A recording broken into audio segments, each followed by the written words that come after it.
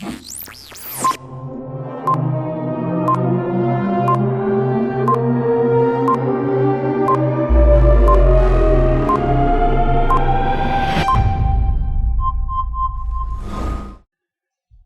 very happy to see so many of you here this evening. Thank you for coming and taking the time. As you heard, I used to be in academia.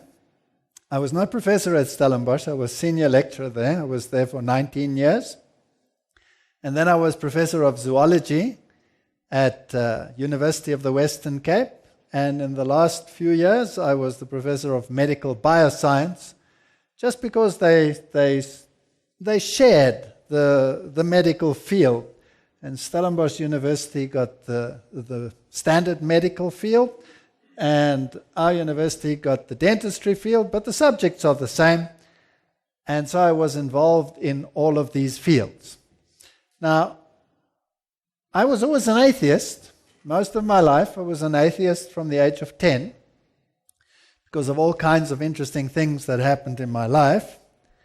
And when I married my dear wife, we decided that we didn't need religion in our home, because what's the point of a religion if there is no God, right?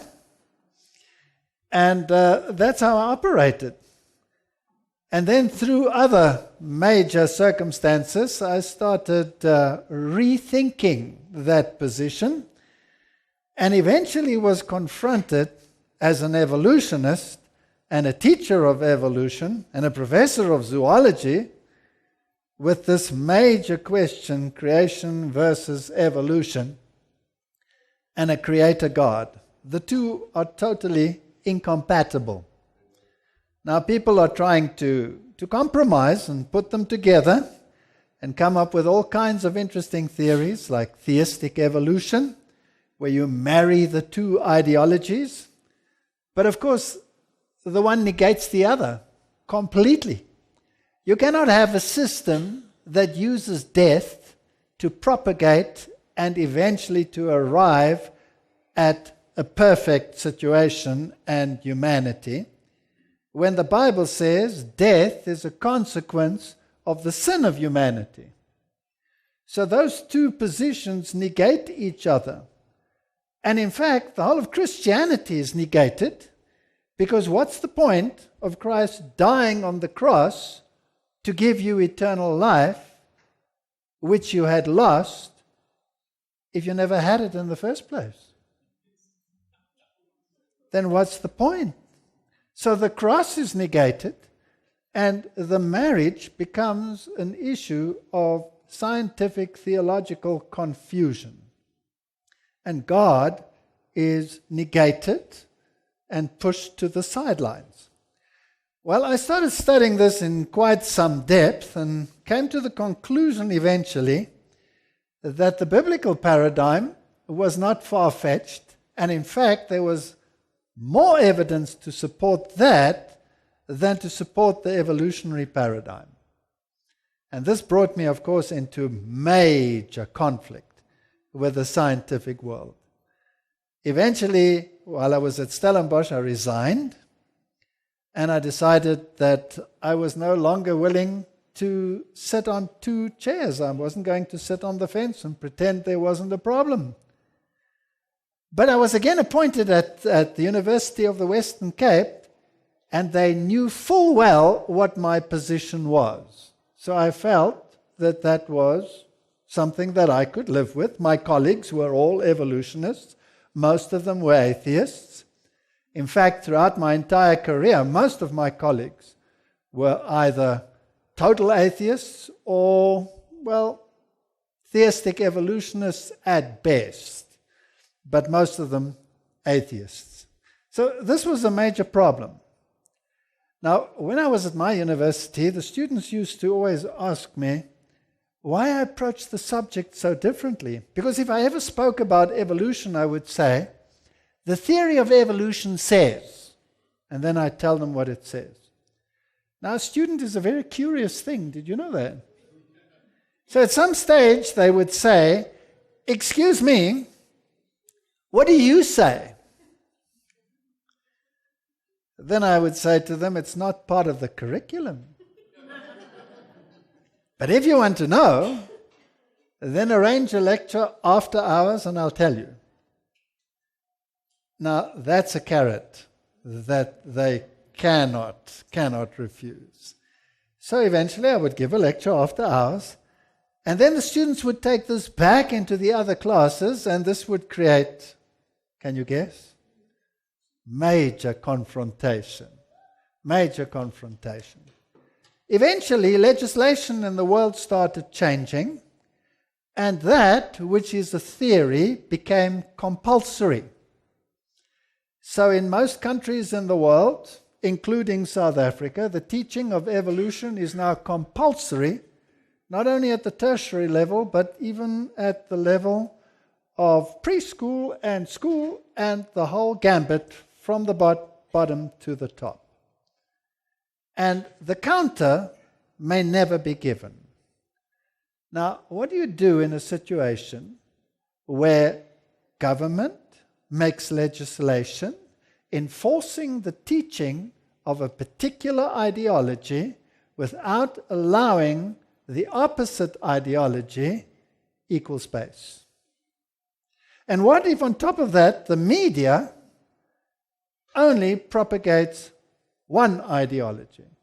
If you've ever switched on a nature program, how long does it take before you are inundated with the time question and the evolutionary paradigm? 10 seconds? Every 60 seconds at least, they will tell you this creature is how old? Millions of years. Millions of years. And this planet and this all came into existence billions of years ago. And they have lots of millions and billions to throw around with. So I decided to do one thing. If you cannot reach them through the official channels, then go unofficial. Take it to the public. Because everybody has a brain, I assume, and everybody has the capacity to decide for themselves whether something is credible or whether something is incredible. Now, of course, it doesn't end there, because credibility is the basis of the problem. But whose credibility in particular? God's. God's credibility. Because if God is wrong at the very outset of the book, then how much faith can you have in the rest of the book? And that is a very, very important issue. And why is it in the world that we're living in today, do we have so many hundreds, if not thousands, of views regarding this book that won't go away? And why are there so many denominations, each one with a particular viewpoint regarding this book? And what about prophecy? If God cannot be trusted on the question of origins, how can he be trusted on the question of prophecy? Because origins takes a look into the past, isn't that right? Now, good grief, if he gets that wrong, then what's the probability of him getting the future right? Nothing, zero. So the whole credibility of God, the whole credibility of the Bible, actually hinges upon this point. And the Bible becomes an allegory, a book of stories that people wrote down, some saying wise, some saying sublime, some saying foolish, some sayings, according to the scientific world, moronic. Isn't that where we are in the world today? So I'm going to have a look at this issue this evening from a totally different aspect. I'm not going to go into geology. I'm not going to go into the fossil record. I'm not going to go into any one of those. I have lectures on each one of those, and I've written a book on it as well. And I can tell you today that there are thousands of scientists, thousands of scientists in all fields, biological, medical, geological, physics, astrophysics, you name it, that believe the biblical paradigm. Why? Because the evidence is just becoming overwhelming. So let's have a look at some of these issues. Creation to restoration, I've titled this one. Now, a few years ago, the pressure by the evolutionary guild of this world became so great that the theological world was under so much pressure to conform that it actually capitulated.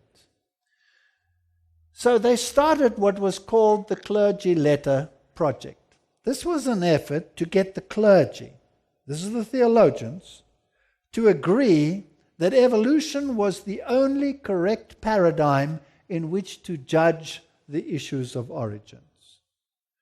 And they wanted the evolutionary paradigm to be infiltrated into all the churches, and the pastors had to put pen to paper and say, we believe in evolution as the only means whereby everything came into existence. That started in 2008. Very quickly, they had 11,730 signatures, even from rabbis saying, we believe that evolution is the only way. By 2009, they introduced what was known as the Evolution Weekend.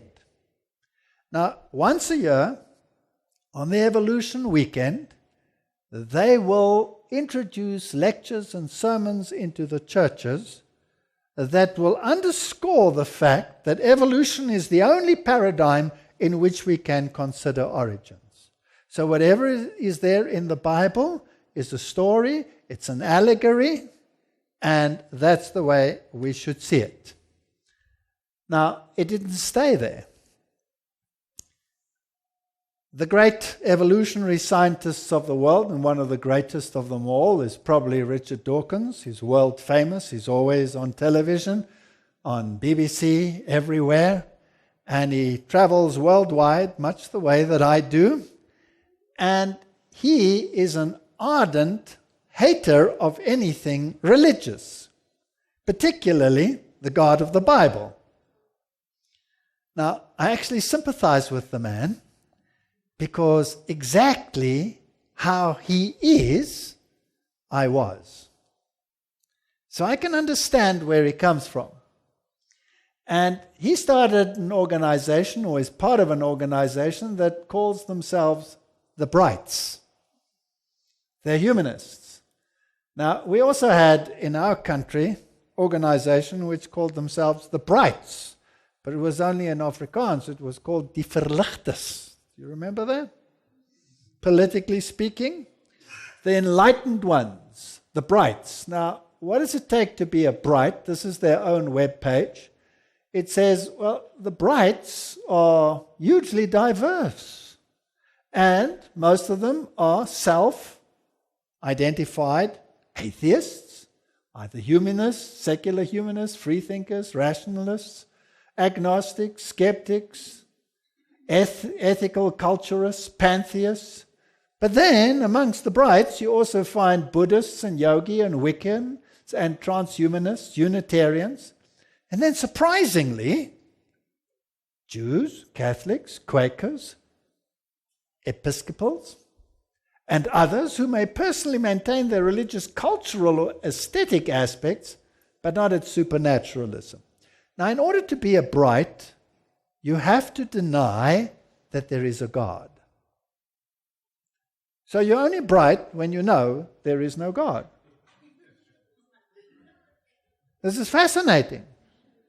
But then ask yourself the question, to be a Bright, you must believe there is no God.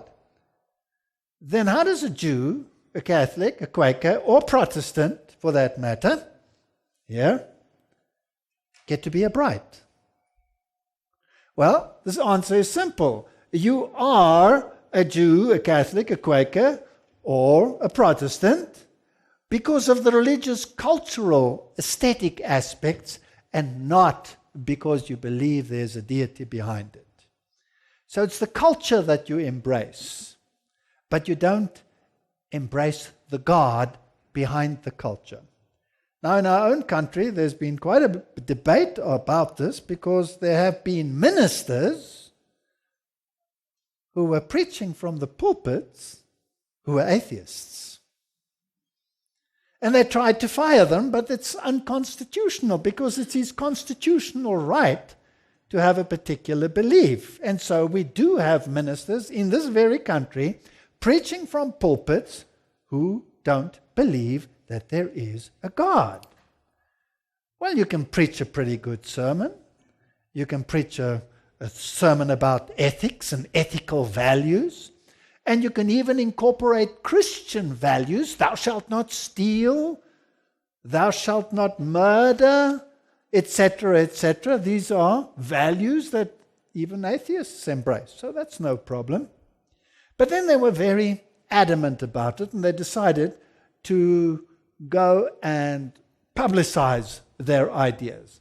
So they wanted to put onto buses, the London buses, the slogan, "There is no God," and collect money to propagate this idea.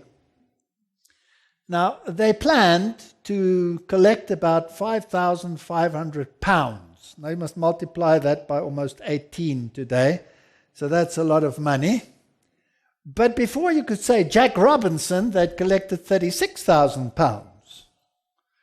But they were not allowed to put the slogan, "There is no God," on the buses because it was unconstitutional and could be offensive.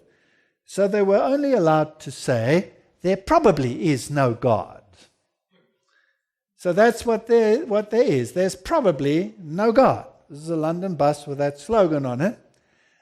And what's fascinating is that people seem to be willing to spend a lot of money to propagate the idea. So this is where we are in the world. That's where we are in the world. And I'm fascinated by modern trends. If you look at what's happening in the world today, and the violence in the world and all of these issues, religion seems to be at the heart of the violence that we have in the world today, isn't it so? And what happened in France recently is even more fascinating. But what is coming out of it is very, very interesting. Because it seems as people don't want to see or don't want to call religion per se the problem, it's extreme ideas about religion which is the problem. So let's all be one on the issue, and let's embrace the cultural but not the specific aspects of religion. Now, of course, nobody propagates violence because that is against the very principles of the Bible. If you are a Christian, at least, you must even love your enemy, isn't that so?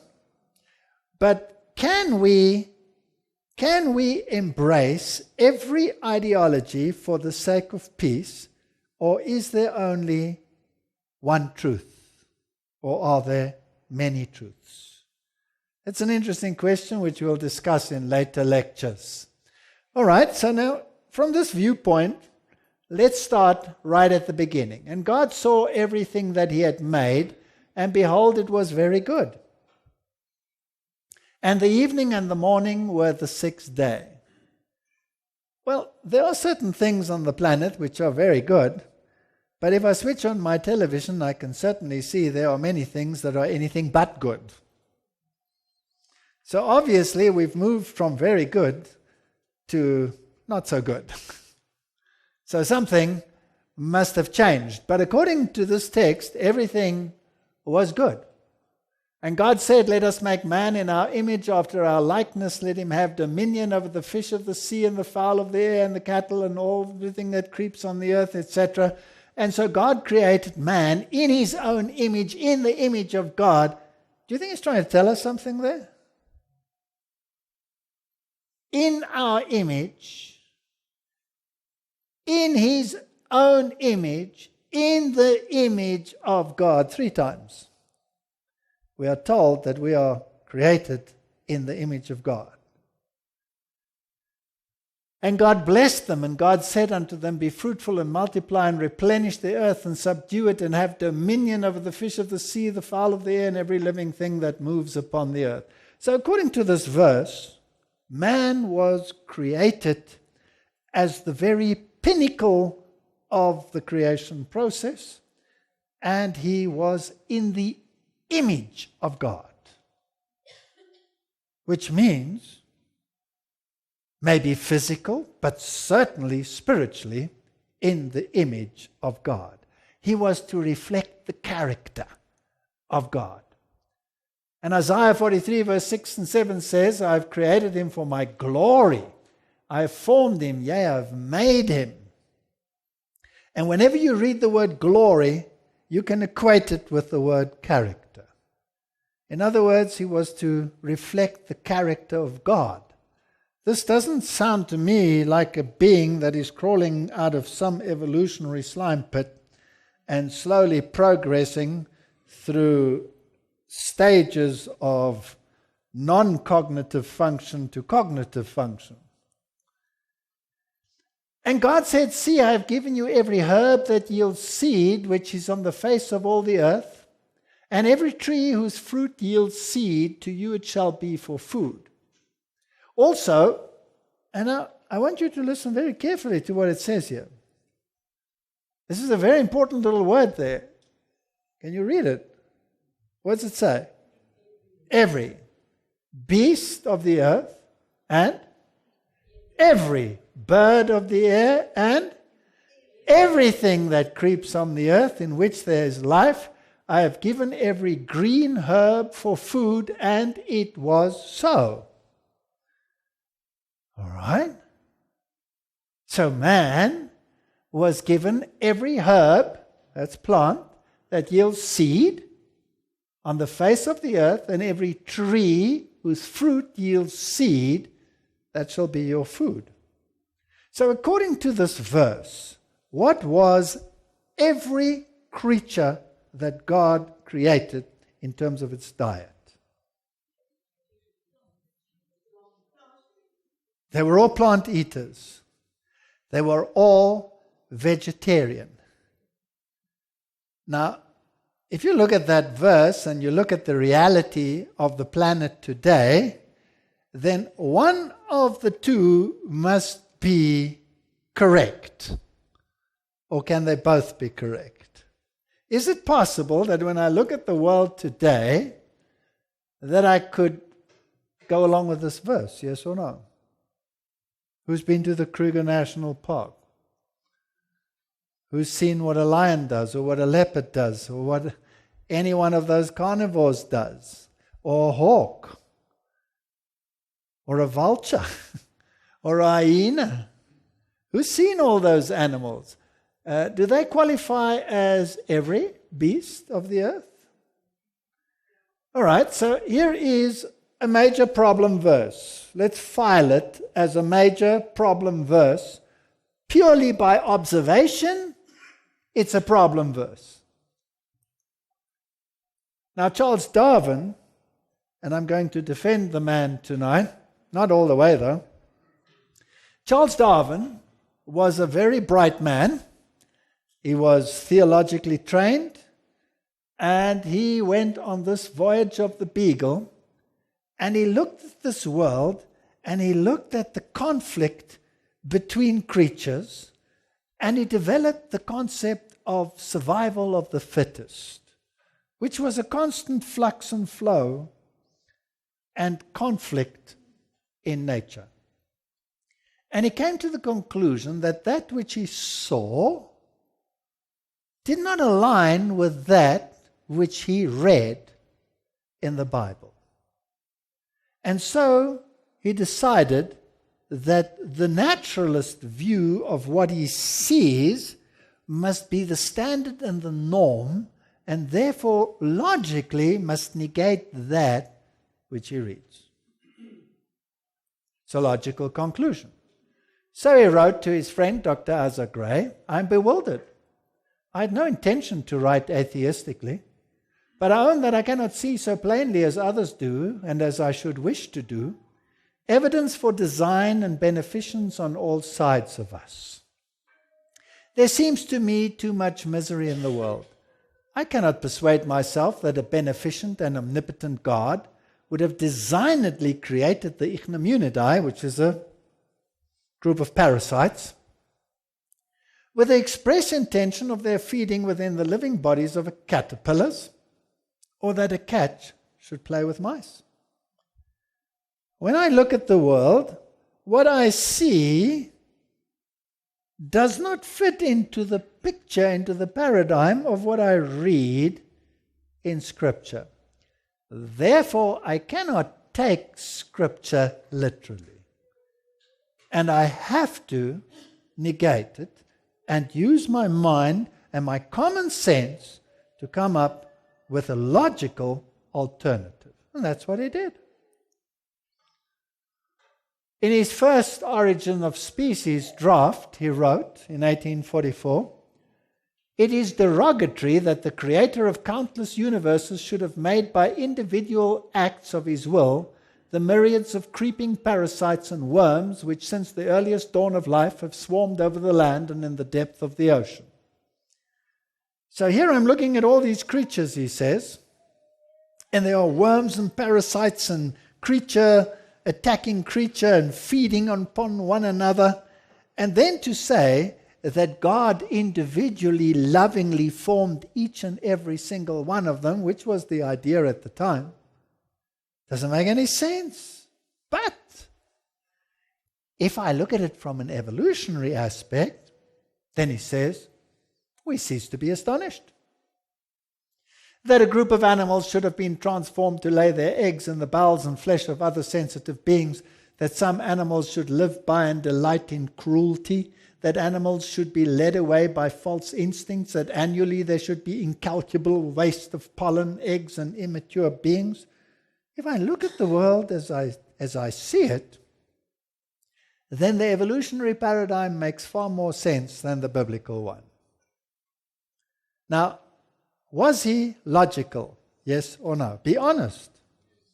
Of course he was honest. Of course he was logical. And so we cannot say that evolution is not based on logic. But what if the foundation is flawed? What if the foundation is flawed? What if something happened which he is not taking into account? What then? What if something changed? What if what we see today is not what it was like in the beginning? Is there any evidence for that? Well, the Bible says in Genesis chapter 3, from verse 9, that God called Adam and said, "Where are you? Why are you hiding?" And Adam said, "I was afraid." Obviously, there was no fear before. By the way, the Bible says perfect faith drives out fear. So here he was afraid. And he said, "I was naked, so I hid myself." And who told you were naked? And what happened here? And the woman said, and he said, "The woman you gave me, she's the problem. She made me eat." And the woman said, No, it was the serpent that beguiled me. And the Lord God said unto the serpent, "Because thou hast done this, thou art cursed above all cattle and above every beast of the field, and upon thy belly thou shalt go, and dust shalt thou eat all the days of thy life." Now, many will argue that point and say, and he doesn't eat dust, number one. And then this verse over here, "Upon thy belly thou shalt go." Now, can I assume from this text that the serpent didn't go on its belly before? I can assume that, right? So, according to the verse, circumstances changed and a curse was placed upon the serpent. But according to Romans, the curse eventually spread how far? Through all creation, because the whole creation is groaning. And then it went further. But let's have a look at some of these issues. So if we look at lizards and we look at serpents, then most of them, of the lizards, have legs, but some of them have highly reduced legs, and some of the serpents have remnants of legs, and some of the serpents, like here, for example, there's a remnant of a leg, and some serpents that don't have legs sometimes develop legs embryology, in their embryology. So something goes wrong and there's a leg, but the leg is perfect. It has every single little bone, but it's just highly reduced. Now my question is this. Even those that don't have legs, if they sometimes produce legs in their embryology, then do they have the genes for legs, yes or no? Then they must have the genes for legs. All right? So, can I assume that originally they all had the genes for legs? And that those genes must still be there even though they don't develop legs, which means that the genetic system must be suppressed in order not to develop the legs. Is that correct? All right. So, my next question is then, did the creature that does not have legs lose something or gain something? It lost something. It lost something that it had, and there's evidence that it had it, even in those that don't have it. So is it a progression or is it a degression? So it's not a way forward, it's a way backward. So it cannot be evolution, it must be devolution. Are you with me? Let's ask some more questions. All right, we have some horrible features in animals today. And the Bible says it was good, it was very good. But you have serpents with venomous fangs and venomous glands. And they don't look so beautiful either. Now, where do these things come from? Is this some new evolutionary thing that developed so that one creature could outsmart another creature, become more fit, and survive to the detriment of the other one? Well, what is a poison gland? Is it a new structure in these creatures that is nowhere found elsewhere? And the answer is no. Because a poison gland is nothing other than a transformed salivary gland. And salivary glands produce enzymes. By the way, do your salivary glands produce enzymes? Yes or no? Yes, you have the enzyme amylase, which helps you to digest carbohydrates. So you have enzymes in there. Now, an enzyme is a protein. Now, if I put a protein into your stomach, you will digest it. If I take the venom of this snake that will kill you, and I make you drink it, what will happen to you? Nothing. Nothing. Why? Because you'll just digest it. But if I take that same protein and I inject it into your vein where it won't be digested, what will happen to you? You'll have a hectic immune response, a major reaction, which can be so great that it ends up in anaphylactic shock and you could die. So by injecting an enzyme into the bloodstream directly, you can cause major havoc. But it doesn't mean that this structure was originally designed to kill other creatures. Just like our salivary gland is not designed to kill other creatures. It's designed to digest something. So the same, if we go to a spider, the poison glands that we find there also are not new structures, but are transformed existing structures. Now it actually goes a little bit further. Genesis chapter 3, and unto Adam he said, because you've hearkened unto the voice of thy wife. Gentlemen, you must listen well here. and hast eaten of the tree of which I commanded thee, saying, Thou shalt not eat of it, cursed is what? The ground. Why? For thy sake. Cursed is the ground for thy sake. In sorrow shalt thou eat of it all the days of thy life. Thorns also and thistles shall it bring forth to thee, and thou shalt eat the herb of the field. Okay, the herb of the field was originally given to whom? The general plants of the field were given to whom? To the animals. To the animals. To man was given the seed of plants of herb bearing seed. He was given the seed, and he was given every tree with fruit on it. But it wasn't his original diet to eat that which the other animals ate, which was the herb of the field. Now it was added. So that's good news. Broccoli was not on the original menu. So, cursed is the ground for thy sake. Why would God curse the ground for Adam's sake? Well, we only have to look at the world today. If things are perfect, the rain falls in its season, the farmer plants, and everything is perfect at every stage. The rain falls just right.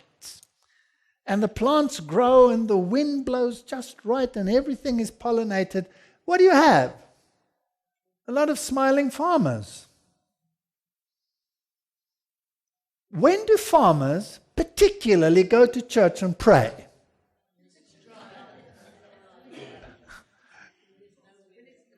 When nothing works.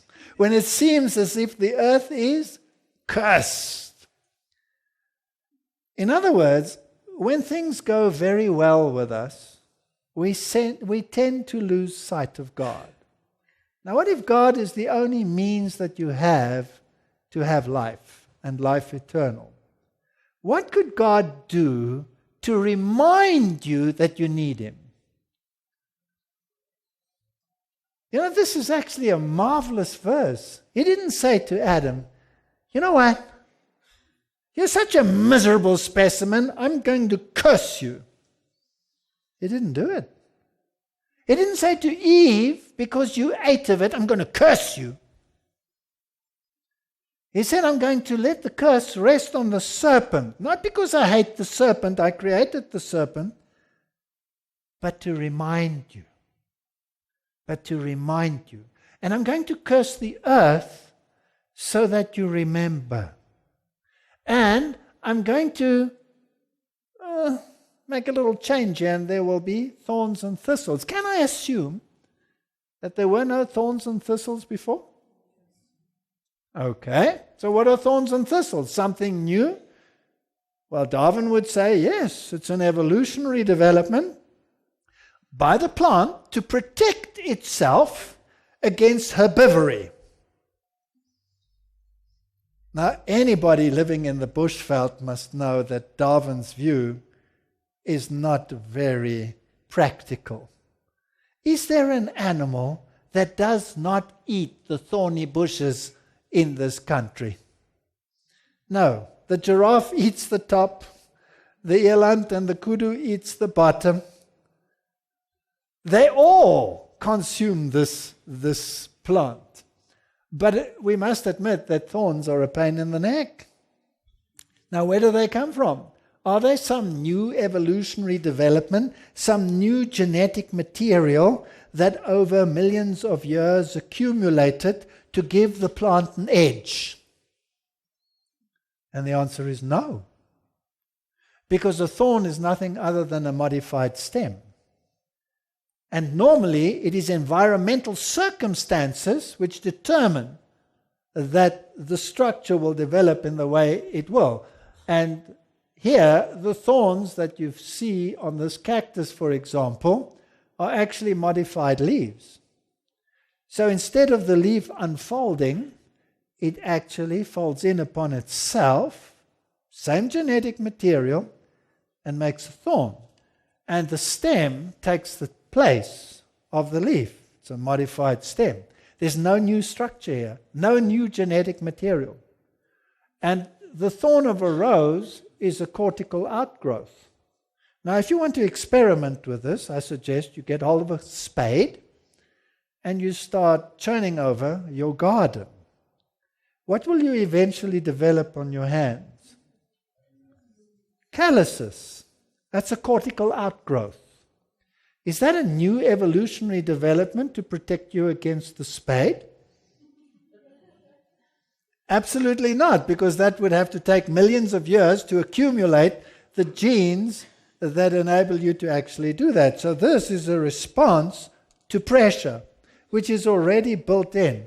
And this here is exactly the same. No new genetic material. So Darwin, you have a problem. Darwin didn't know about genetics. There's no new genetic material anywhere. And when it comes to thistles, exactly the same thing. This is the petal of the flower that instead of folding outward, folds inward. Same genetic material. Nothing new. So there's nothing new under the sun. Now let's get to Darwin. He particularly mentioned parasites as a proof of his evolutionary way of thinking. Did we read that? All right. Now what is a parasite?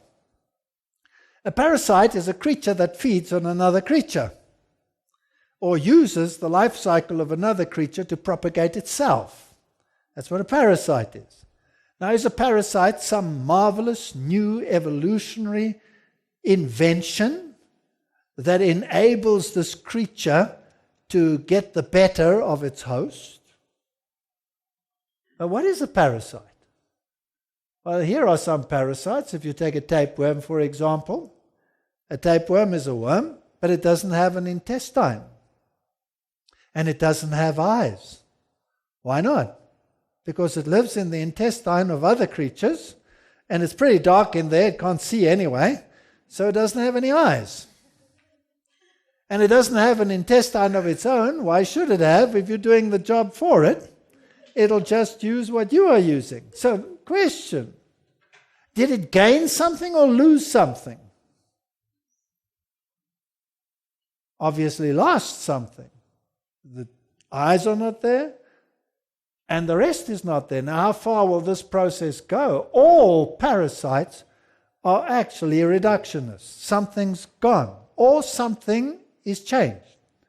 Now, pathogens, those are bacteria or whatever that cause disease. It's called a pathogen. Now, normally, they are just translocated species.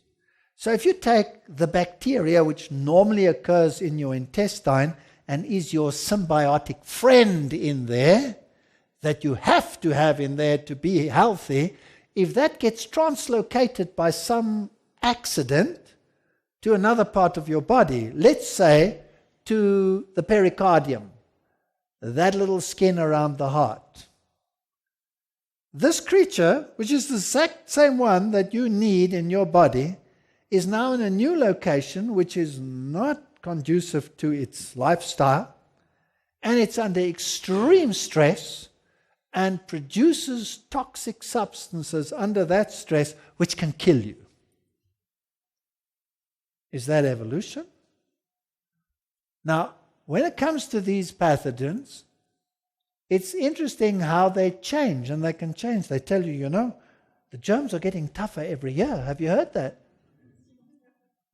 Well, actually what is happening, all they're doing is swapping genetic material. So a bacterium can take a piece of DNA and donate it to a neighbor, and that'll splice into the neighbor as a recipient, and that'll be a recombinant. But there's no new genetic material. In fact, mankind does it all the time. We swap genetic material between a man and a woman, and our children look different from us. But they still have human genetic material. And there was no new genetic material added in the process. It was just recombined genetic material. And the same with all the pathogens. So acquired immunity, resistance to pesticides, herbicides, antibiotics, is not based on new genetic material. It's always based on recombined existing genetic material. There's no evolution involved here. Now, some parasites live in barnacles and other crabs, and some of them are really fascinating. Here's a parasite. These eggs that you see over there are not the eggs of this little crab there. These are actually the parasite. And all that there is of the parasite is a number of threads that have spread throughout the body of the host, and then these reproductive structures. So what is there of the parasite? A reproductive organ and a number of threads. That's it. No other structures. But this very parasite that just looks like this has a larval stage. In other words, when this little egg hatches, a larva comes out, which is free living. And guess what? It has a tail, and it has eyes, and it has a mouth, and it has swimming organs, and it has an intestine. It's a fully fledged organism. So my question is, this creature over here that consists of a reproductive organ and a bunch of threads, does it have the genes for mouth? Must have, because its offspring is going to have a mouth. Does it have the genes for an intestine? Yes, must have, because the offspring. Does it have all the genes it takes to be a free, living, swimming, happy organism? Yes or no? Yes. Then where are those features here? They're deactivated. The genes have been switched off. Because once it enters into the host, it doesn't need any of it. It just uses everything the host supplies, and all it's interested in is producing the next generation. Now, here's a thought.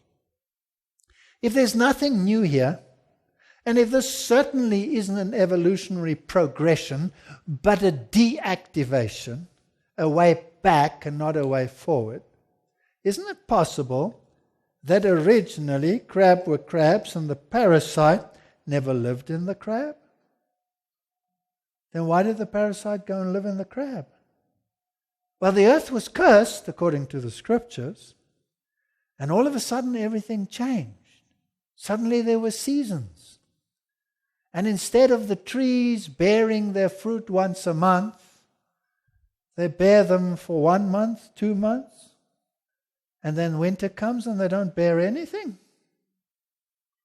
Now, if you were, for example, a creature that ate a particular plant that used to grow throughout the year, but now that plant is only there for a fraction of the year because everything has changed, what do? Well, you either die or, as she said, you eat something else. And what's more convenient than eating your neighbor? So maybe some of these changes actually have nothing to do with evolution, but have to do with deterioration or changed circumstances. A fascinating example is the mosquito. The mosquito has all the apparatus required to suck your blood. So it has this fantastic proboscis, which is like a straw and a drill all in one. And it can drill this hole into you and secrete enzymes in there which prevent the clotting of blood, because if the blood should clot in his straw, it'd have a veritable sucking experience. It has to remain fluid, right? And, well, this is evolution. This creature is designed through the evolutionary process to have the right enzymes in order to prevent the clotting and to suck up the blood, and the apparatus is there. And what a marvelous way to feed yourself on the blood of another creature with all those nutrients in it. Now, that would be fair enough, except for one little thing. the male of the species has exactly the same apparatus, but it doesn't suck blood. The male is a total vegetarian, a gentle plant eater. It sucks plant juices. Now, did you know that plant juices also coagulate? Everybody who knows that they work with fruit or whatever, your hands get what? Sticky. Because plant juice coagulates. That's why you can make things like jams, etc., because of the pectins and the stuff in there that coagulate. Now, in order to prevent that coagulating, the male has the same enzymes to prevent the coagulation of the plant juice. Now, my question is this. Is this female thus the subject of an evolutionary development enabling her to do what she does? Or is her design just fortuitously enabling her to do exactly this? Was it originally designed to suck blood? Or did it eventually suck blood because it could? Do you see the difference in the way of thinking? Now, in the evolutionary thinking of Darwin, this creature is a perfect example of evolution.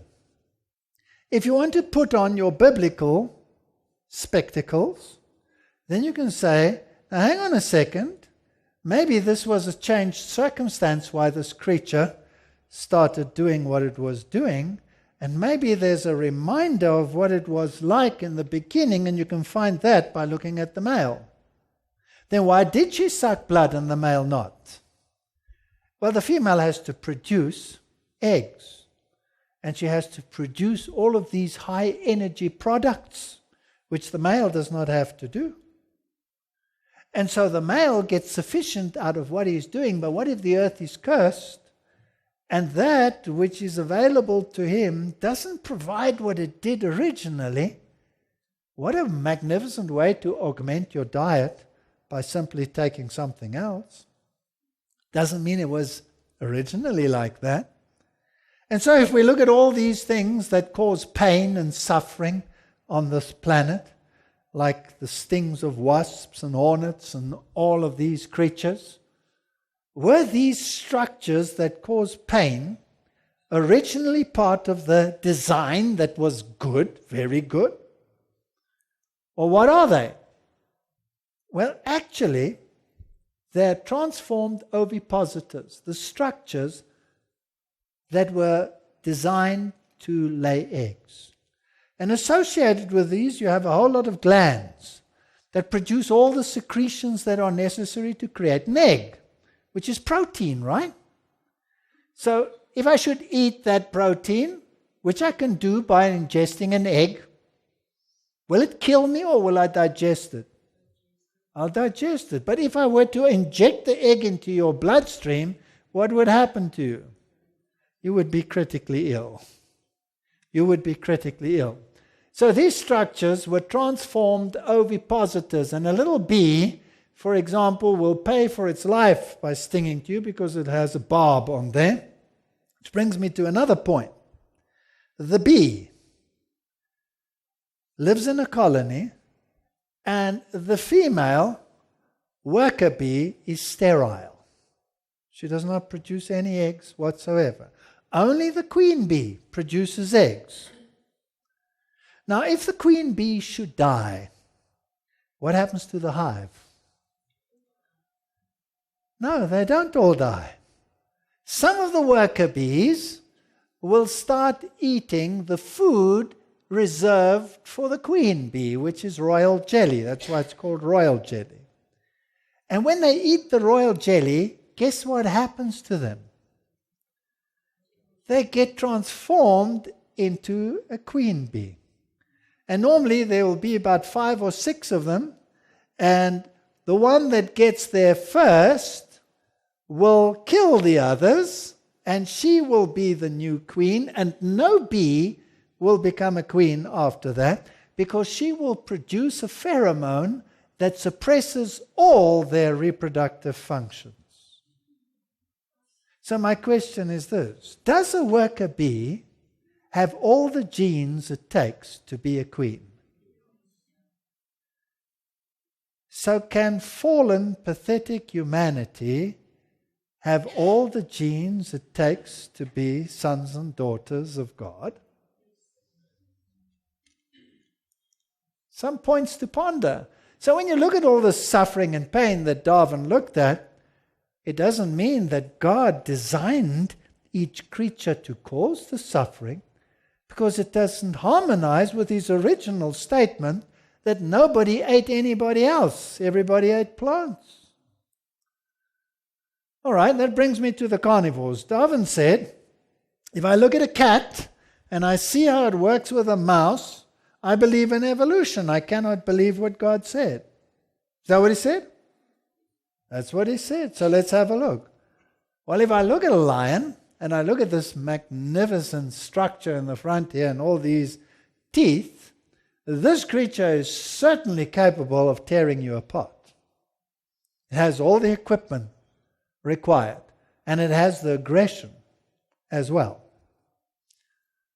Has any one of you ever been on the other side of a lion charge? It's a sobering experience. In any case, here you have foxes. And foxes in the wild are aggressive.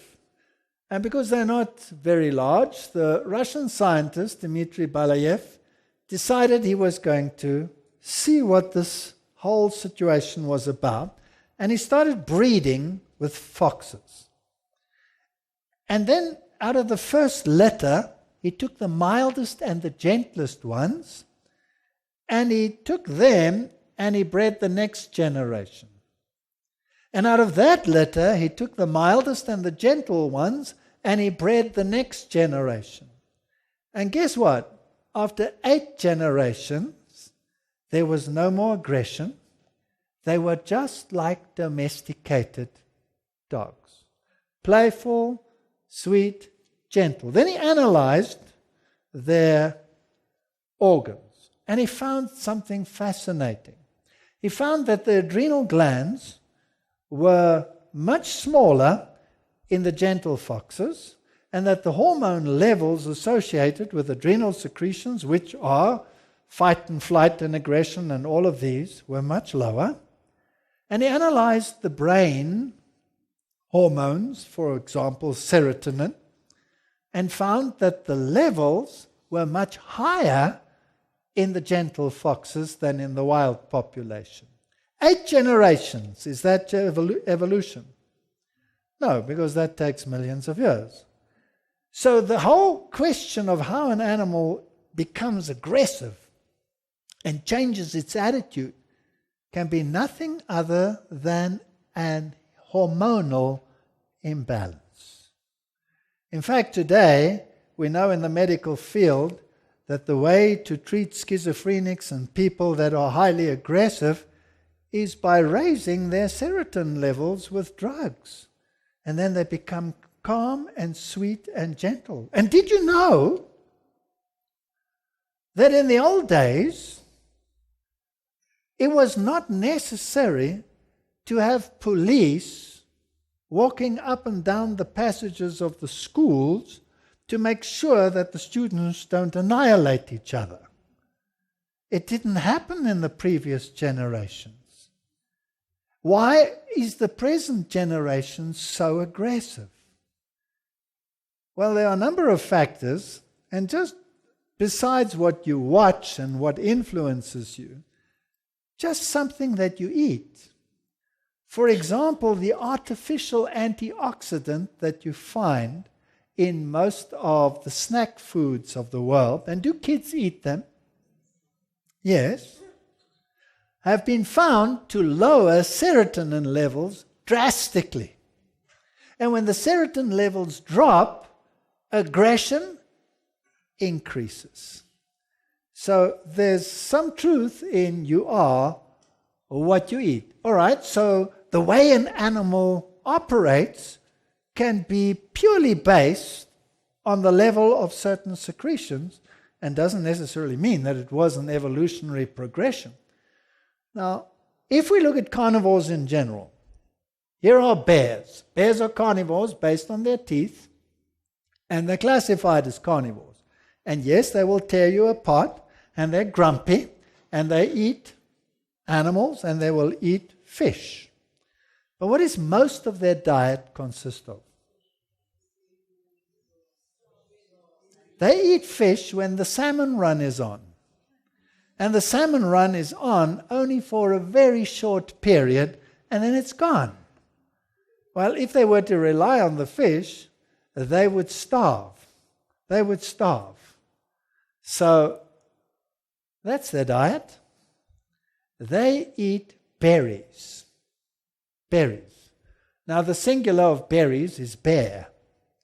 And that's why they are called bears, because they eat berries. In fact, 86% of their diet is plant-based. So we're looking at that small fraction of animal products, and we say this is a highly aggressive carnivore. Yes, he's grumpy and he's aggressive, and maybe his serotonin levels aren't what they should be. You would too if you were starved out an entire winter. And if we look at some of the different species that don't live in the cold environment, like the panda bear that lives in the tropics, where the food is available 24/7 every month of the year, then what is the panda bear? He's a total vegetarian. He eats bamboo. That's his diet. But if you go to the museums of the world, well, here's a koala bear. It's also a vegetarian. It's not a bear. I took this picture straight from the fence in the Sydney Zoo, and it says there, red pandas are classified as carnivores, meat eaters, but most of their diet is bamboo. So here's my next question. He's classified as a carnivore based on his teeth, but his diet is bamboo.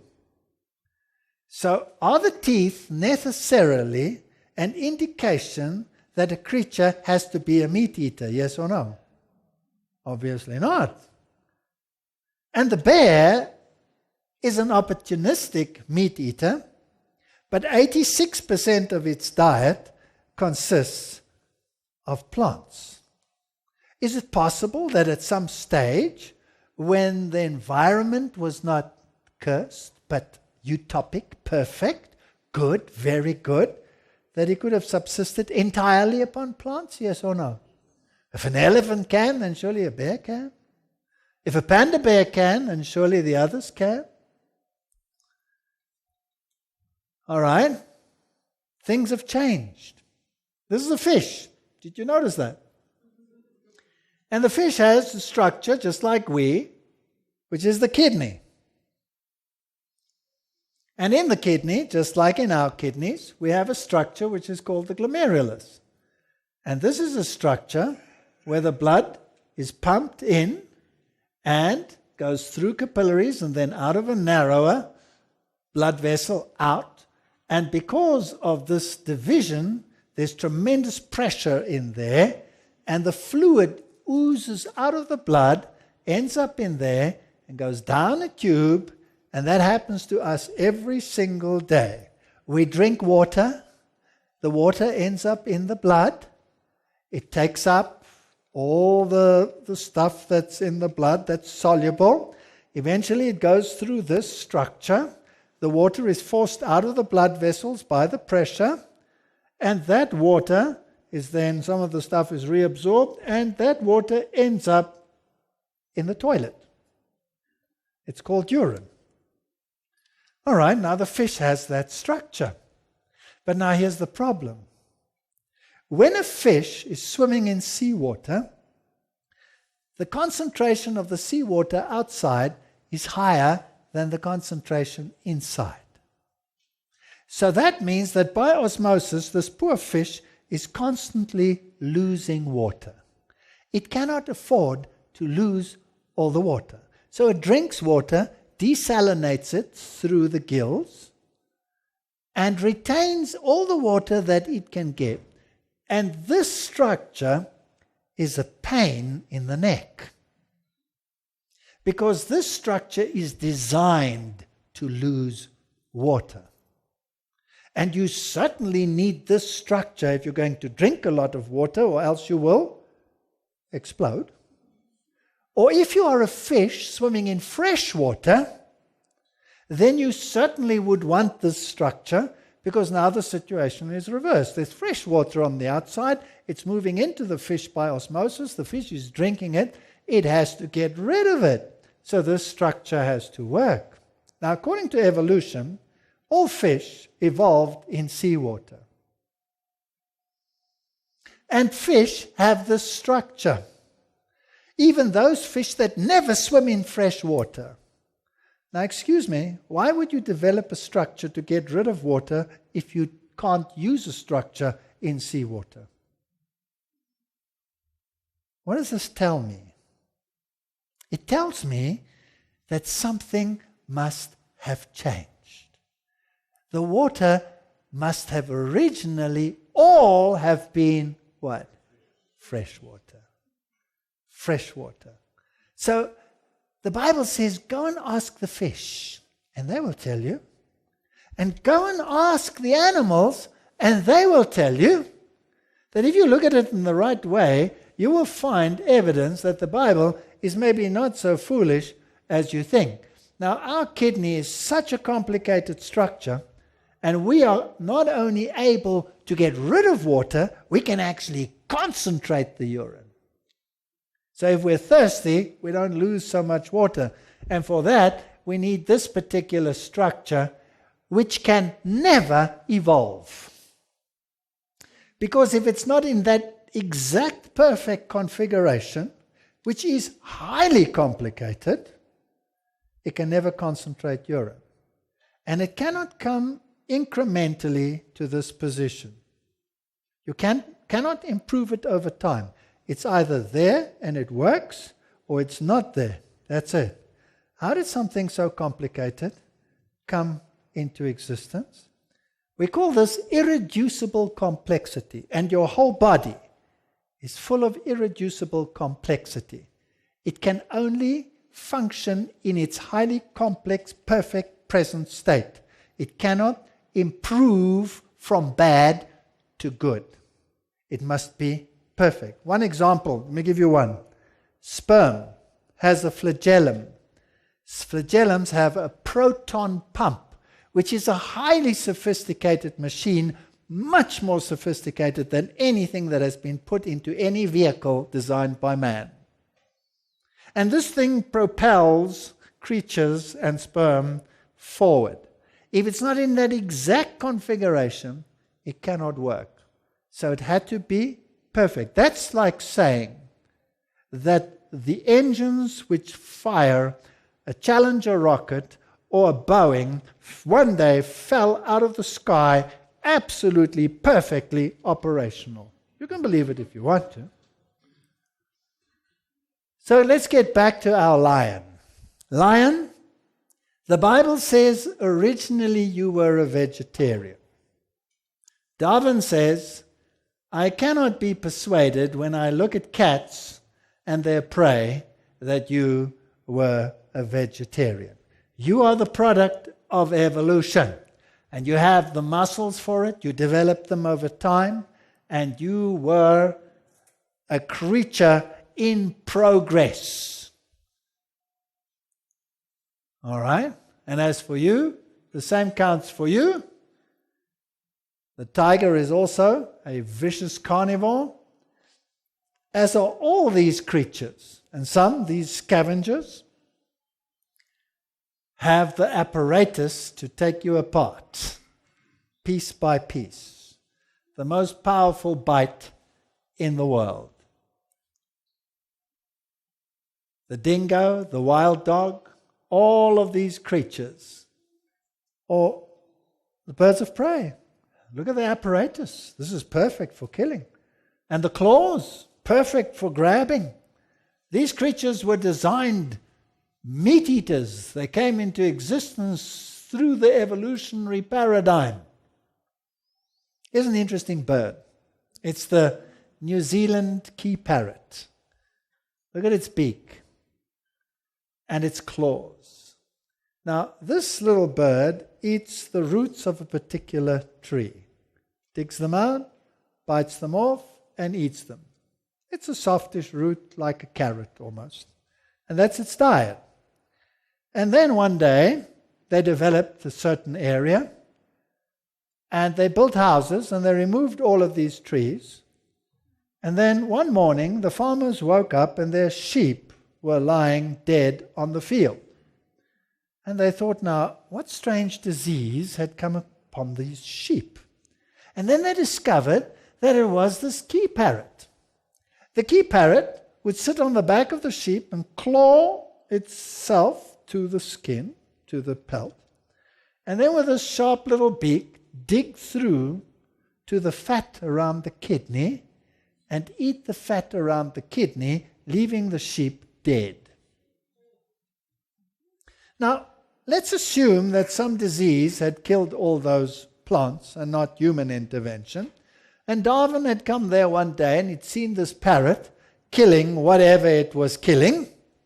Would he not have said, well, this creature is evolutionarily adapted to do its killing?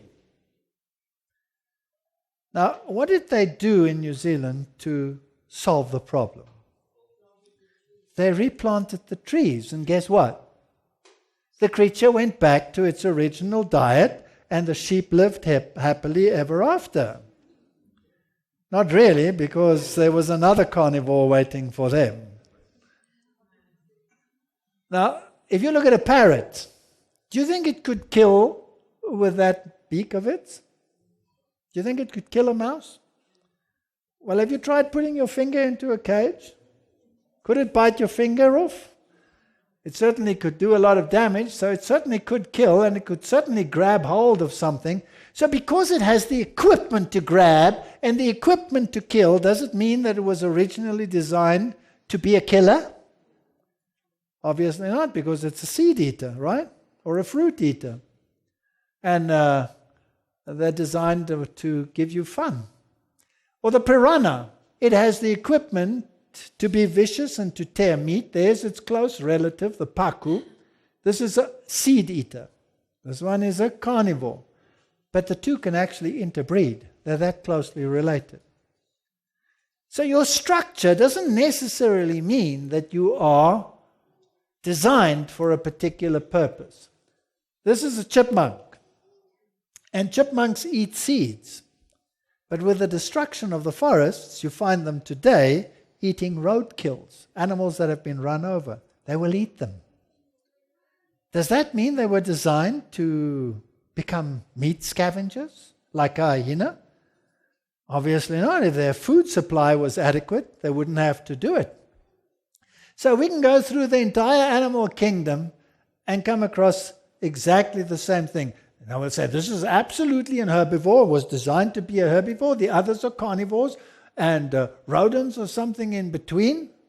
Now these rodents, all rodents, are coprophages. They have to eat their own excreta, like rabbits, or like the equids, horses, in nature, and zebras in nature, and elephants in nature are coprophages. They will eat their own excreta and even the excreta of their neighbor. Elephants are known to eat elephant dung straight out of the rear end of a fellow elephant. Question. Does that sound good, very good? Or does that sound yuck, very yuck? So what's changed? Why is it that these creatures need this assistance of the symbiotes and to recycle food twice through the intestine? Is the earth cursed? Doesn't it bring forth was it dead? So let's get back to the question line. Are you a vegetarian? I was giving a lecture in the United States, and I was viciously attacked by some fellow scientists. And they said to me, it's not a question of teeth only. The entire physiology of this creature makes it a meat eater, Because number one, its gut is much shorter than the gut of a herbivore because it eats meat. And I said, yes, but that's a product of change within a short period. It has nothing to do with an evolutionary process. And they were furious with me and, of course, supported the evolutionary paradigm. And so when I got back home, I had a student who was working not on lions, but on chickens. But the principle is the same. And this student had the chickens on various dietary regimes because we were looking at antibiotic resistance, which is a major killer today. And by chance, the chickens were being fed what the industry feeds them because we wanted to see if diet can affect the way in which the bacteria develop antibiotic resistance. So some of the chickens were on plant-based diet. That was mealies and soybean.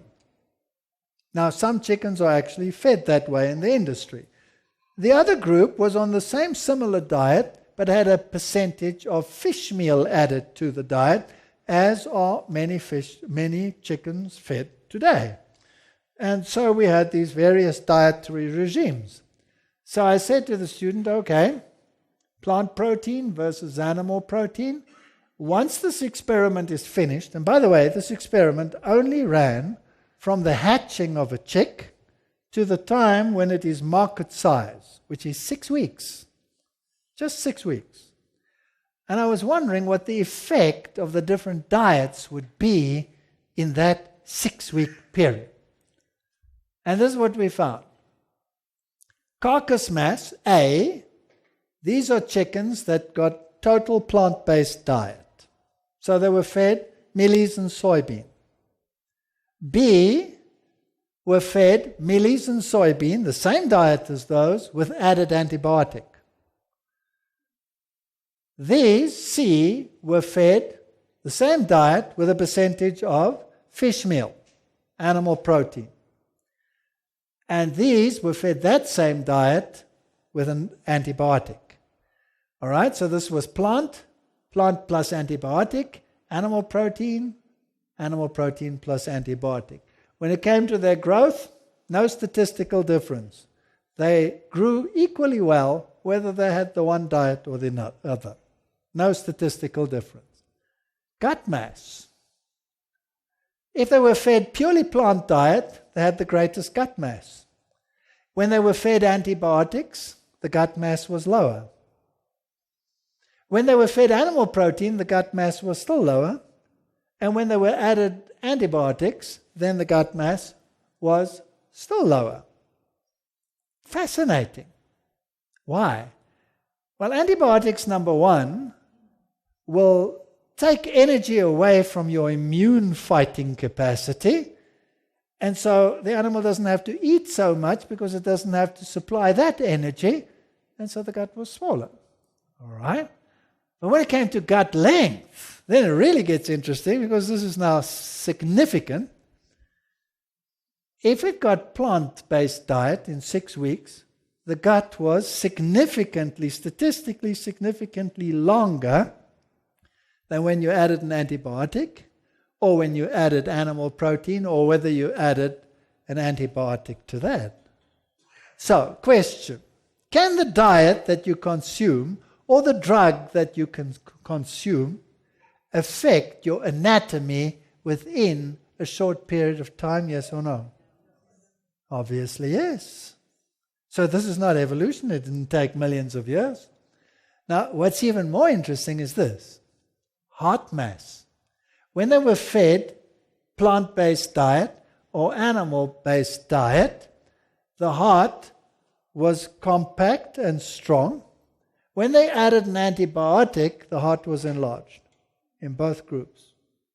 So can something like an antibiotic on a regular basis cause an enlarged heart, yes or no? Yes. Do you know that we have far higher incidences, statistically speaking, of child cardiac failure today than we ever had in the past? So what you eat certainly impacts you. We also found that antibiotic consumption, for example, increases your liver size. In other words, it puts stress on your liver. So an antibiotic is something there for disease, but it's not there for your diet. You were never designed to have antibiotics in your regular diet.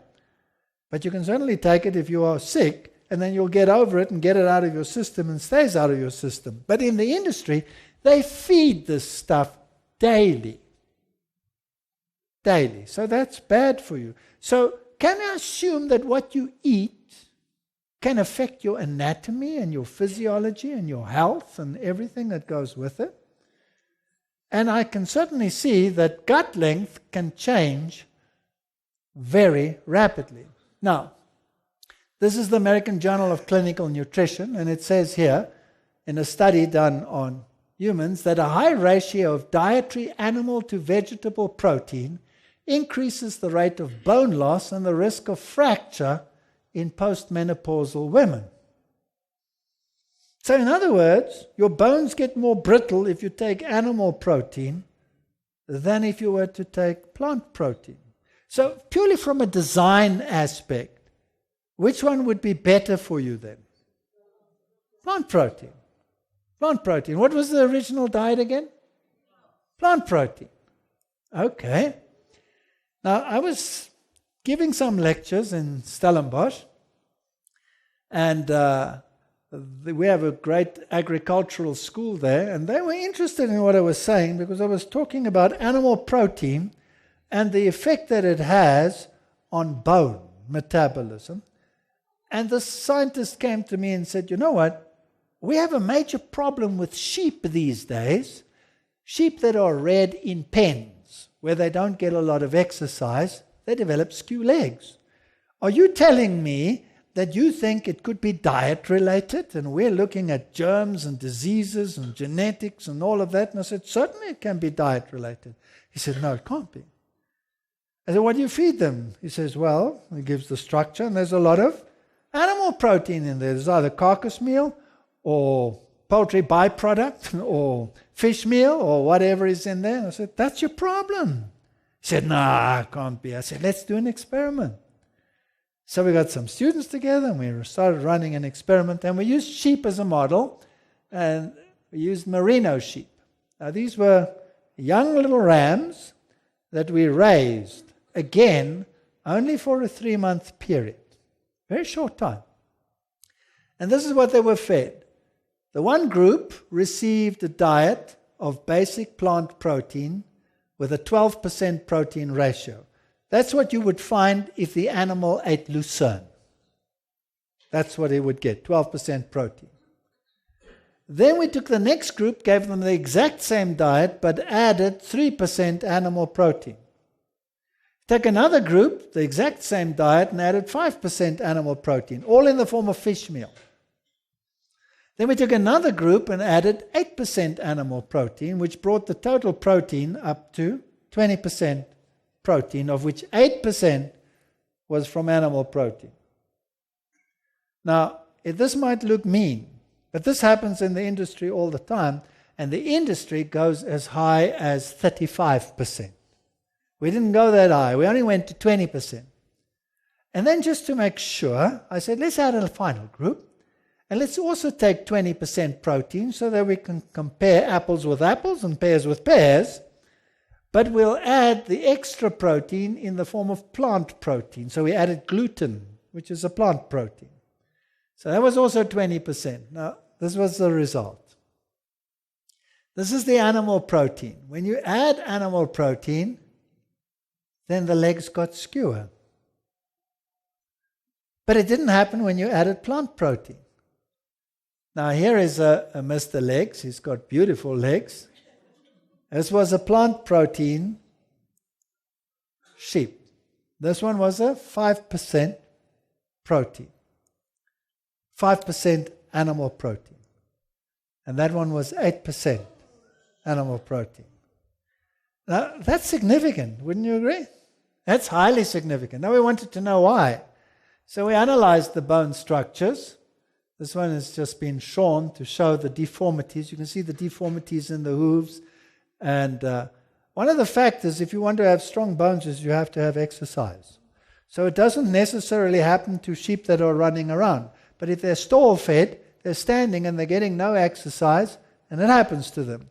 So it shows you what's happening at the physiological level.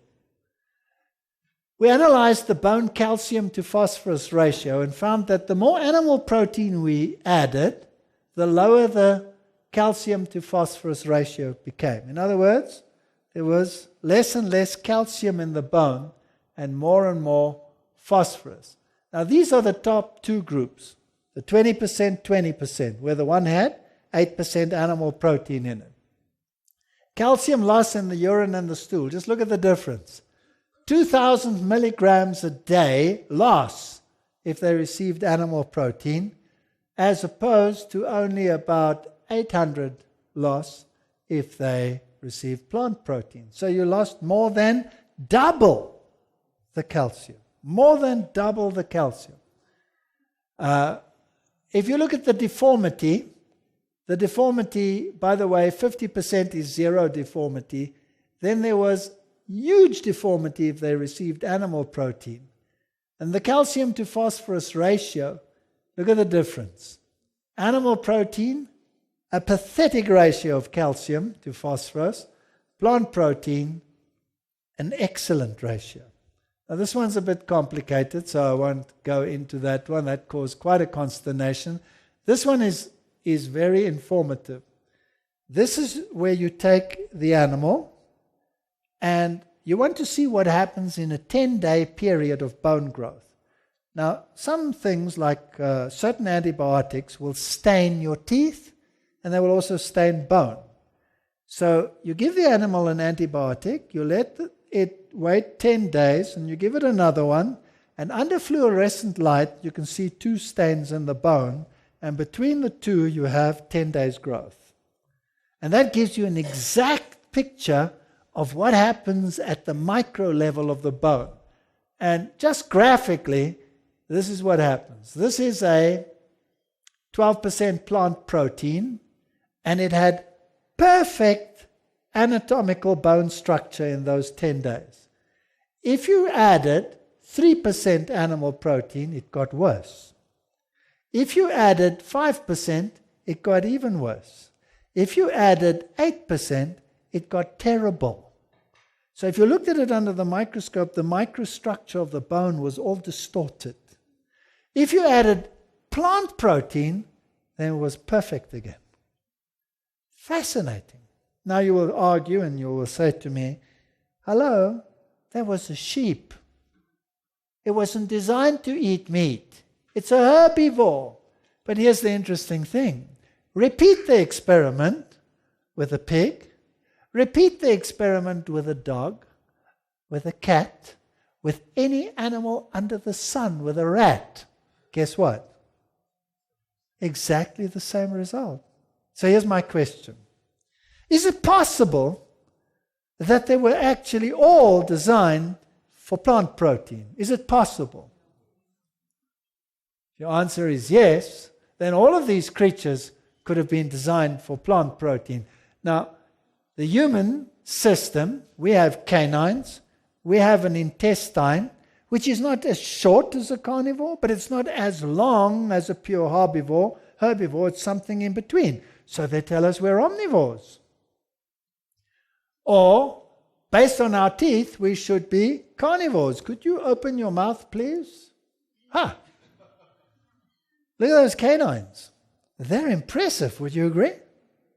So, based on the canine, what would the diet of this creature be? He should be a ferocious meat eater, but he's not. He's a herbivore. So, you cannot rely on the teeth. You cannot rely on the gut in order to determine exactly what the diet should be. If you take a carnivore like a dog and you put it on a herbivorous diet, it goes thin. And then after a while, it picks up and it gets normal again like any other creature. What happened in the interim between the two periods? Well, the gut was too short to handle the plant material, and then it increased in size, and the receptors in it increased in number, and eventually was totally capable of dealing with it. This is not evolution. It has nothing to do with evolution. And if we ask the evolutionists about all the vestigial organs, they will say that they're all sort of remnants of an evolutionary past. There's no such thing. Every single vestigial organ has a function. Your appendix is absolutely essential in determining who's friend and foe in your gut in the early stages of development. After that, you can live without it. Doesn't mean you don't need it. Every single structure is either important in the embryological stage, or in the early developmental stage, or in a later stage. There is no such thing as a vestigial organ. The thymus triggers immune systems, etc., etc. Every single structure is important. And so there is no such thing as an evolutionary afterthought. Or when it came to the embryos and the evolutionary history, and Haeckel had a look at them and he said, we actually recapitulate the past. Firstly, he cheated. He drew them incorrectly to fit his paradigm. And today we know that this is not the case. George Gaylord Simpson, who was a great evolutionist, even admitted that Haeckel had misstated the evolutionary principle involved. It's now firmly established that ontogeny, that's your embryological development, does not repeat phylogeny, which is your evolutionary development. So all these things that the students have to learn in the classes are based on either frauds, in this case, or suppositions. Now here's a great one. They'll tell you we're all related somewhere along the line, because we have homologous structures which look the same. So a human hand and the paw of a cat and of a bat and of a porpoise and of a horse, they all have common ancestors because they have similar structures. That's what we're told. And this is drummed and drummed and drummed into the students.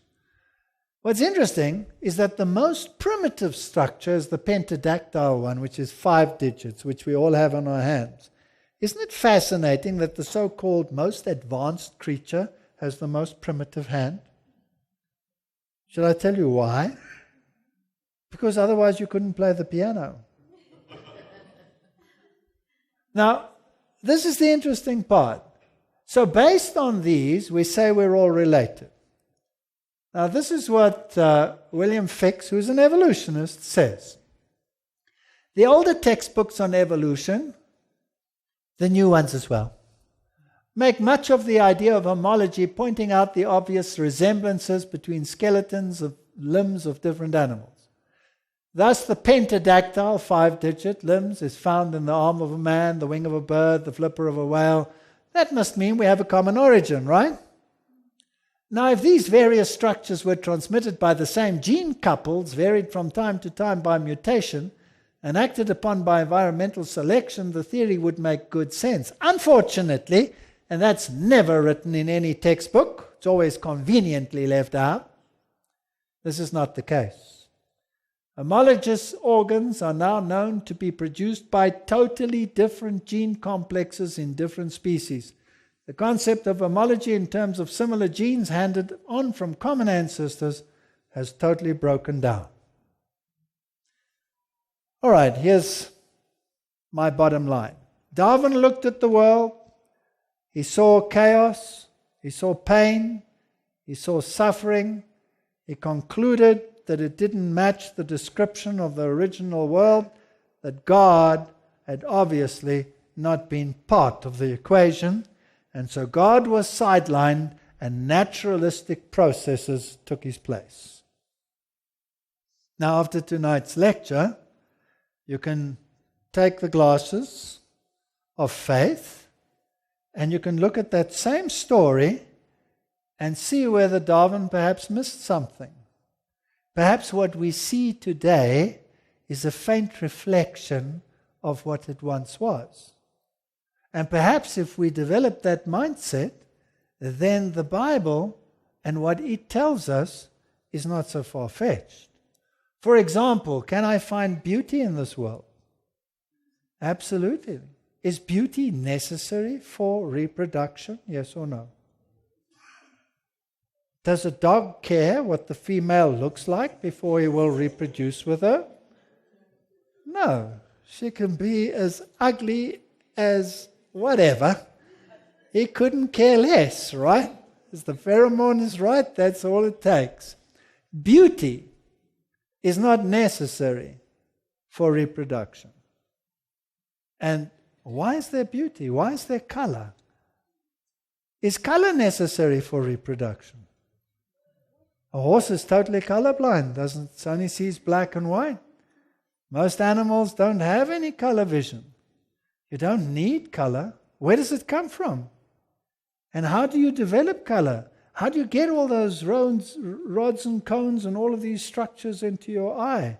And that's not the major problem, because that is only translated into electrical impulse. How do you get the brain to develop the capacity to make a picture of it that you can actually recall? There is no evolutionary pathway whereby this could have developed. So beauty in the environment smacks of design, symmetry, and color. And if you look at all the beautiful birds in the world and their feathers, you don't have to be beautiful in order to reproduce. This is the sacred ibis. It's a very beautiful bird, and it has beautiful colorations. And this is the common bald ibis, and the hardy-da is also a family of this group. And this one is no beaut at all. And yet, he's perfectly capable of reproducing with the sacred ibis, and this is the result. Not quite so ugly, but certainly not perfect. And why is the one ugly and the other one is not? They live in different environments, their diets are different, the circumstances are different, the genetic expressions are different, but they can reproduce. Now, an old paradigm in science says if they can reproduce, they're actually one. They're actually one and the same. So birds tell us that beauty was part of the original design. And when you see the handwriting of God on a sunset, then certainly everyone must consider what is written. Now, the Bible in the Old and the New Testament say the following: Behold, I create a new heaven and a new earth, and the former shall not be remembered nor come to mind. That's Isaiah, 700 years before Christ. Nevertheless, we, according to his promise, look for a new heaven and a new earth wherein dwelleth righteousness, 2 Peter. Romans, for the earnest expectation of the creature waiteth for the manifestation of the sons of God, for the creature was made subject to vanity, not willingly, but by reason of him who has subjected the same in hope, because the creature itself also shall be delivered from the bondage of corruption into the glorious liberty of the children of God. For we know that the whole creation groaneth and travaileth in pain together until now. There's something wrong with this planet. But that doesn't mean there is no God, or that God is not in control, or that he didn't create. Now, this is Isaiah explaining to us what the new world will look like. And he writes, The wolf also shall dwell with the lamb, and the leopard shall lie down with the kid, and the calf and the young lion and the fatling together, and a little child shall lead them. Question: will there be any aggression in these animals if a little child will lead them, yes or no? So I guess their serotonin levels will be perfectly in order. And the cow and the bear shall feed, their young ones shall lie down together, and the lion, what does it say there? Shall become a vegetarian. So according to the original, what was he? A vegetarian. According to the future in the Bible, what will he be? a vegetarian. Like the ox. And the sucking child shall play at the hole of the asp. So will the serpent still have toxic venom to inject into this little child? No. And the weaned child shall put his hand in the cockroach den. In other words, he'll put his hand into the place where a snake lives without any fear that something's going to happen to him. They shall not hurt nor destroy in all my holy mountain, for the earth shall be full of the knowledge of the Lord as the waters covers the sea. Okay, what's the key to the restoration? Why will it be as it was in the original? Because the earth shall be full of the knowledge of the Lord. I have a question. Is the earth today full of the knowledge of the Lord, or is the earth full of disinformation regarding God? So all that I have done tonight is present you with a choice. You can go along with the world and with the Darwinistic theory, which is your perfect right, because everybody has freedom of choice.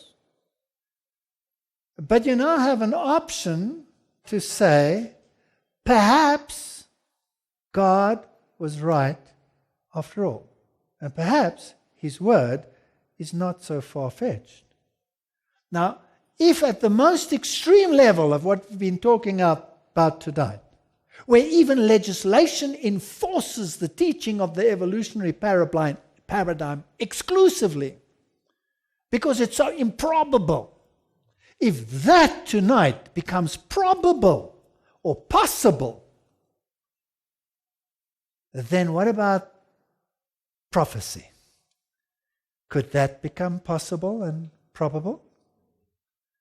So tomorrow night we're going to jump from the one paradigm to the other paradigm.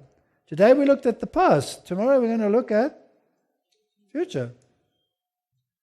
Now, I don't think this is what God had in mind when He said the child will play with the serpent. Because I have a suspicion that the serpent won't have its original diet and won't look like that anymore. And if the serpent was so beguiling, then he must have been quite good looking. Now, today, as a scientist, we are always aware of the conflicts of nature and humanity. And today we want to separate them all and let everything run its natural process. Is it possible that the animal kingdom and man were actually originally designed to mingle? Yes or no? Don't we all love animals? Don't you all want to cuddle a cute little dog or a cute little cat or a sweet little bird, even if he nips you occasionally? Yes, we all have this longing. And when it comes to the big animals, we have even greater longings, but we are told, the two are separated as far as the east is from the west. It's not so originally, because the Bible says a little child will play and walk with these animals. In other words, we were designed to be one with the animal kingdom. We were to rule them. And, in taming animals, God has left little reminders of what that relationship will be like. Here is a little video of this man coming to visit his lion.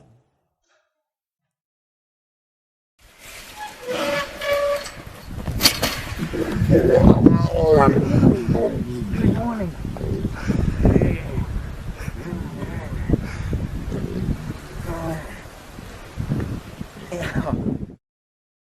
I, for one, am actually looking forward to the earth renewed. And I think we are going to have experiences which we cannot even imagine. And the foods that we eat today are but a faint remnant of what used to be there in the original.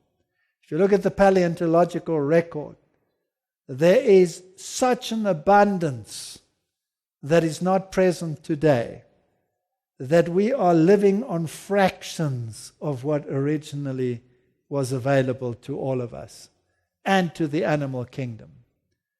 So tonight I just want to encourage you to read your Bible as it stands and to believe it, because man does not live by bread alone, but by every word that proceeds out of the mouth of the Lord. See you tomorrow night for a prophecy lecture, and I suggest you bring your seatbelts. Thank you.